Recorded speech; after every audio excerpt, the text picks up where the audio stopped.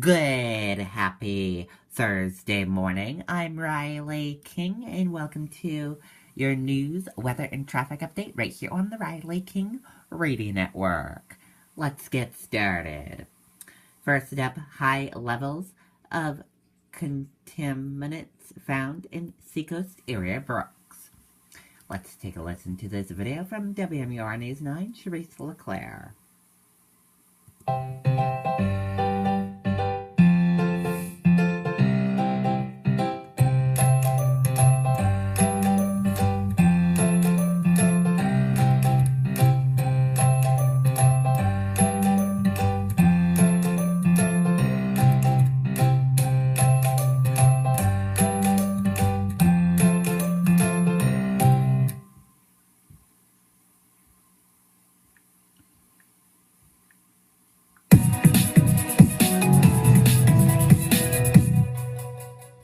The first step, obviously, is knowing the scale of the problem. Those at the Conservation Law Foundation say the problem is significant. In a March study done on Brooks and the seacoast towns of Portsmouth, Greenland, and Newington, they say high levels of toxins known as PFOAs, PFOSs, and PFCs were all found.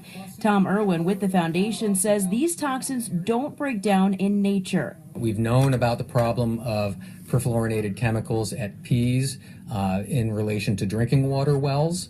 Now we know that perfluorinated chemicals are showing up in our brooks and rivers flowing into the Great Bay Estuary. Irwin says the toxins can harm fish that we eat and have even been linked to cancer. The levels found in the samples from March are 100 times greater than what some states allow.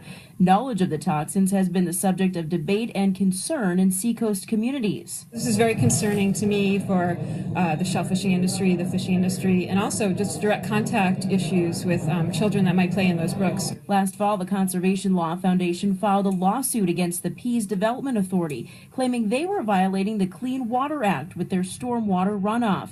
In a motion to dismiss the suit, Pease Development Authority says it's immune from such a lawsuit. Irwin disagrees.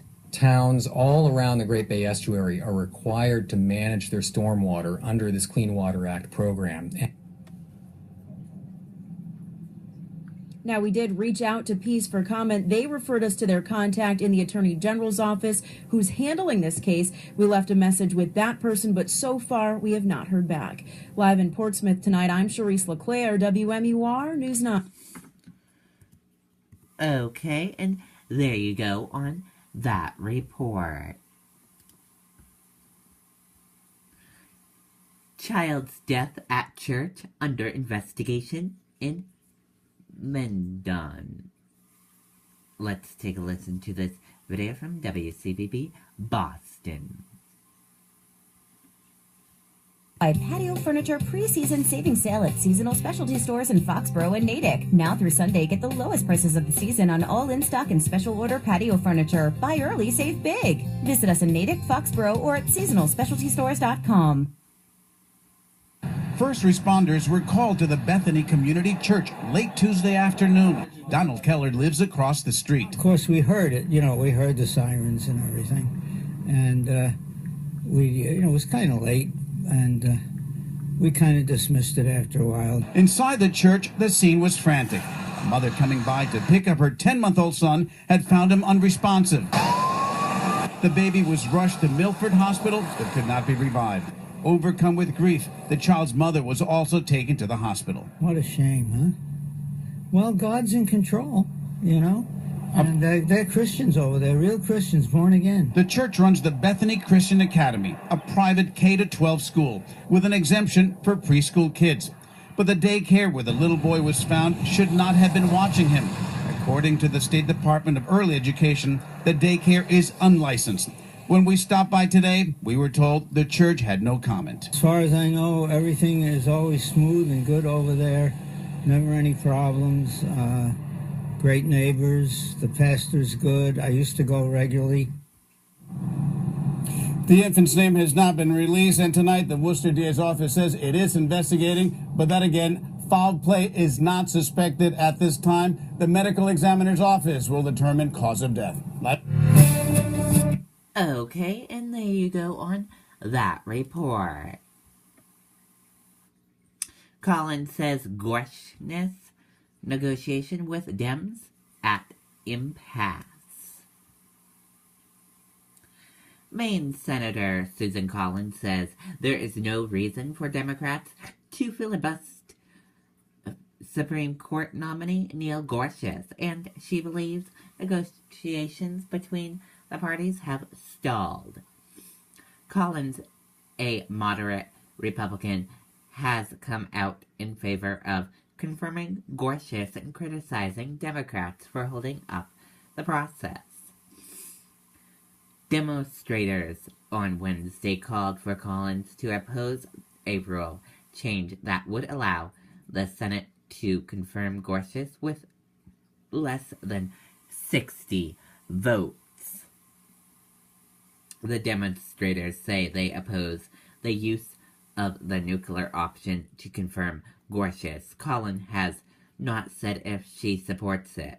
A spokeswoman for Collins says the senator has had countless conversations with Democrats, but negotiations are at impasse. Maine's other U.S. senator is Angus King, who is an independent who causes with Democrats. He opposes Gorsuch's confirmation.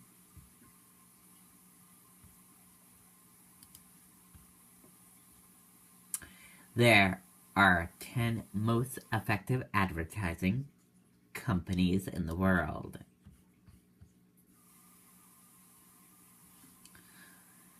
A commercial encouraging men in India to do their fair share of household chores has become the world's effective advertise, according to a study.